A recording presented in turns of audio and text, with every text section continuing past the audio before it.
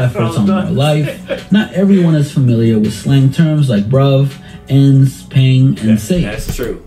That's true. And y'all, and majority of their songs be like, I know what those mean. No, I know that. I know you know what I mean. But like starting off, that's what I'm saying. We definitely didn't know that's what I'm saying. And people won't make sense. Yeah, like think of it like. Yeah, like, and that's just scratching the surface. Along with significant differences. Yeah, them just them. Yeah, I was just gonna say that. I was just gonna say, like, think about it. Like, that's just basic. I just they go in depth with their song. Like, nigga, what? What's that? A boot, bro. What's the boot? No, what's the one thing? Ching ching. Yeah, and no ching. What's what they call guns, bro? Where's Wops? Yeah, Wops. Yeah. Like, come on.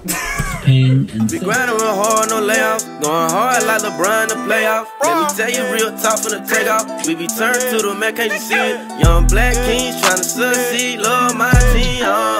Merch cheesy, definitely RTTV.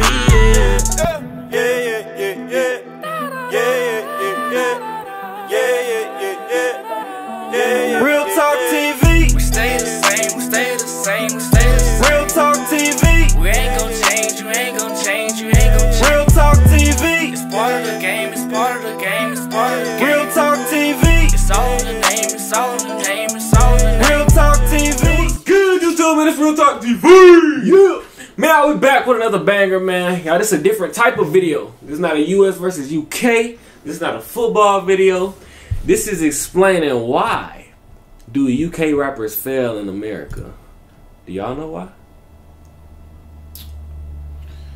I don't know. Everybody got their own. But I feel like a couple artists should be big in the US. I feel like people should. Oh, in the UK? Yeah, like a couple of UK people should be big in the US. Yeah, absolutely. Like who? I think Digga D is hard. I think it's actually hard. Yeah, that's true. That's true. Their marketing not good too. Yeah. But man, y'all make. You said what? My brother heard Digga D. Like my brother thinks. Oh, he think hard. Yeah, he hard. Digga D is hard. Digga D hard. I ain't gonna lie. Man, so y'all make sure y'all like this video. Hard too, though. I before can't it start. Fredo hard. I can't knock Fredo. Yeah, like I can't that's just not say that. I want to say it for the minute. That's true. I wasn't gonna say it. They got a lot of hard artists. But man, make sure y'all like this video before it start. Subscribe to the channel if you new. Let's get it, man. Pop in the 1990s. Hold on. Yeah. There's a lot to admire about the rise of grime. Compared to American hip-hop, it's very young. Born in the early 2000s as opposed to 1970s birth decade of American rap. To go from local subculture to the global stage in less than 20 years is impressive, much like the explosion of American hip-hop in the 1990s. While grime is very comparable to hip-hop, it has grown into more of its own genre and less of a subgenre due to its unique sonic influences, captured in the bona fide classic album Boy in the Corner by Dizzy Rascal, which is grime's equivalent to Nas's Illmatic. Among these sonic influences include UK garage and house music, hip-hop, and Afrobeats, and seeing that the majority of grime artists are first and second generation black British men. With all of these clear parallels to American hip-hop and very unique differences, UK grime and UK drill to a lesser extent seem like forms of music that should be able to capture widespread American interest easily. But despite Dizzy Rascal's past success, Stefflon Don's mainstream breakthrough, and artists like Skepta, Giggs, and of course Dave receiving huge American cosigns and achieving solo success in the UK, British rappers simply aren't catching on in the United States. Some say it's the British accent, some say it's the flow, but UK hip-hop artists have historically struggled to break into Abracadabra should be big in the US bro, too. yes. That's true. For sure. The US, the flow, but UK hip-hop artists have historically struggled to break into the US. With similar artist demographics, similar narratives, and the same spoken language, why exactly is it that rappers from the UK aren't catching on across the pond? Like most confused issues in hip-hop culture, the answer is not simple or one-dimensional. A number of factors work against the possibility of UK hip-hop artists blowing up in the United States. Generally speaking, the main factors that come up most in this discussion are the tempo of grime, unfamiliarity with UK street culture, and a condescending view of British culture as a whole. Starting with the music itself, grime is produced and performed differently from your standard American rap song. It has also been noted by many sources that the typical grime song is produced with a tempo around 140 beats per minute, or BPM, making instrumentals and flows sound more hurried than the average American rap song, which moves at about 85 to 95 BPM. Quite literally, American hip-hop fans are trying to figure out how to get in rhythm with grime music. Much of grime's musicality is influenced by EDM music, which, despite being popular in the States, is a shaky foundation for Americans trying to grasp aggressive British rap music. The fact at which the music moves makes it more difficult for the casual listener to make sense of slang terms they don't know, as well as accents that they're unfamiliar with. This takes us to the next issue. When they, for example, when they drop songs, they be like, these Americans shouldn't react, they're not going to understand. Why the fuck would an artist drop a song that other people can't understand? Yeah, that is true. And you want to blow up, but you only making music for just when people demographic. Yeah, for you making music for 30 million people. True. So. They don't know, as well as accents that they're unfamiliar with. This takes us to the next issue with the UK-US crossover, the gap in cultural understanding. No matter where you are in the world, a fan of hip-hop is expected to understand American culture in order to make sense of hip-hop. Bro, is that Offset? That's Offset. I thought I was tweaking. I was like, is that Offset? Hip-hop is expected to understand American culture in order to make sense of hip-hop's most important works. American slang terms like dog, lick, 12, snow, and strap are required knowledge. Knowing Biggie and Diddy are from New York and Pop and Sugar are required. That's you should hit a lick. Yeah, everybody know like you what up, dog? Fuck 12. Yeah. Fuck the whole world like, know what that is. American slang terms like dog, lick, 12, snow, and strap are required knowledge. You don't know what snow is? Oh, that's cocaine. Yeah. Oh, yeah, that. Yeah. Oh, that's it. Yeah. Yeah, that. Knowing Biggie and Diddy, I'm thinking of something else. You know, Sugar from California is required knowledge. British street culture, on the other hand, is not a globally dominant code. Yeah, even with Drake's best efforts on More Life, not everyone is familiar with slang terms like bruv, ends, pang, and safe. That's true. That's true. And majority of their songs be like, I know what those mean. I know you know what it means. But like starting off, that's what I'm saying. We definitely didn't know that's what I'm saying. And people won't make sense. Yeah, like think of it like. Yeah, like. And that's just scratching the surface, along with significant differences. Yeah, them just them. Yeah, I was just gonna say that. I was just gonna think about it. Like that's just basic. I just they go in depth with their song. Like nigga, what? What's that? A boot, bro. What's the boot? No, what's the one thing? Ching. Yeah, and no chain. What they call guns, bro?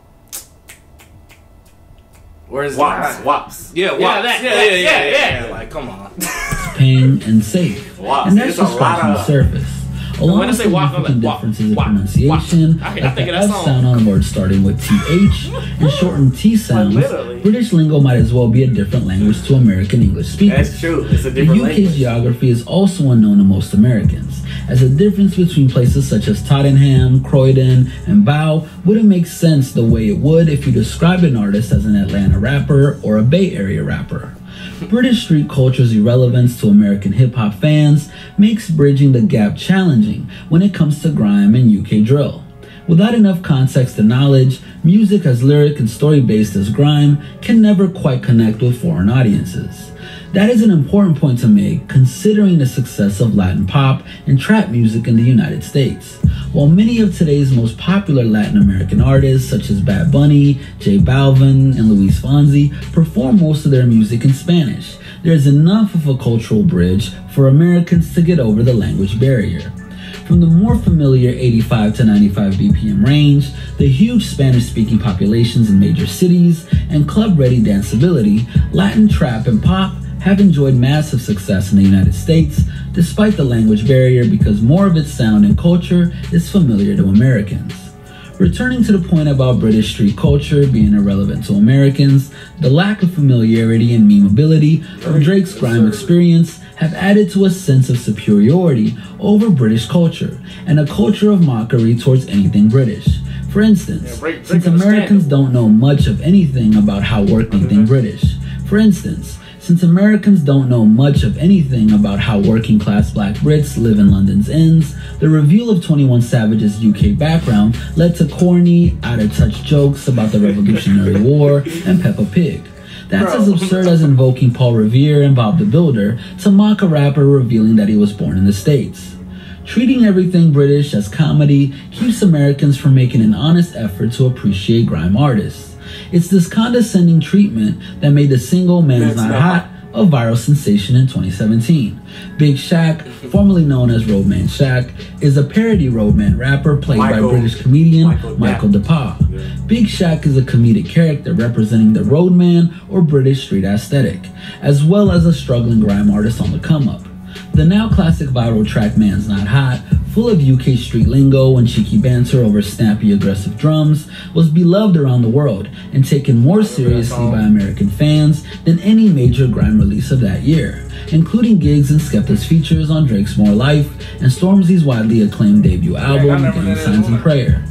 The success of Man's Not Hot said a lot about Americans' current collective attitude towards British hip-hop culture. Mostly, the celebration of Big Shaq made it clear that American hip-hop fans view British rap culture as a goofy, accented imitation of American hip-hop culture. So when presented as comedy, everything cool about grime and British rappers can be appreciated. But when presented as serious attempts at art and storytelling, UK rappers get tuned out because it simply isn't real to American listeners, despite plenty of similarities between the stories of South London's finest and the more well-known stories of New York and LA rap legends. An example of this backwards thinking is the reaction to Giggs' verse on Drake's More Life hit, KMT, compared to the American reaction to Man's Not Hot. Giggs, known for his silly sense of humor and his otherwise gritty verses, gave us lines like, "I love them breasts, looking all perky, looking all Christmas gift wrap, looking all turkey," and the infamous, "could have just slapped man, but he wanted it further, Batman, da-na-na-na-na." In a Vice article written by Daisy Jones on why Americans think UK rappers and Giggs specifically are trash, many listeners cited an unpleasant flow and punchlines that couldn't be taken seriously. Funny enough, most people's favorite parts of the parody hit Man's Not Hot are the exaggerated gun sounds made by Big Shaq, as well as the title punchline about Big Shaq refusing to take his jacket off for the sake of his roadman look. In short, American rap fans don't know enough about UK grime culture and don't care enough in the present to see it as more than a parody of American hip-hop culture. While this is the thing, like we were saying, you guys don't care. They just don't care. In the present, to see it as more than a parody of American hip-hop culture. While this is disappointing, grime artists are proving they don't need the validation of blowing up in the States in order to make noise and be respected by the rest of the world. Hopefully, our brothers and sisters on the other side of the Atlantic can join us on the way up. This has been a Hip Hop Madness original. Make sure to stay tuned and stay up to date with everything we got going on by hitting that subscribe button and notification. And that's the end of that. Why UK rappers fail in America. What y'all take away from that? Well, it's just too much, man. It's a lot too much. Like, there's a lot of reasons, but I think that slang is definitely a main reason, though. Yeah, slang is definitely the main reason. It ain't like the accent ain't got nothing to do with it. It do because we can't understand some of them. I mean, the accent. Like, if I will not listen to something I cannot understand. 100%. I mean, but you like Spanish. I'm not. I will. But never, they made a I will good never point though, because the Spanish artists do blow up. Yeah, but I'm saying like a lot of people in the U.S. have to take Spanish and.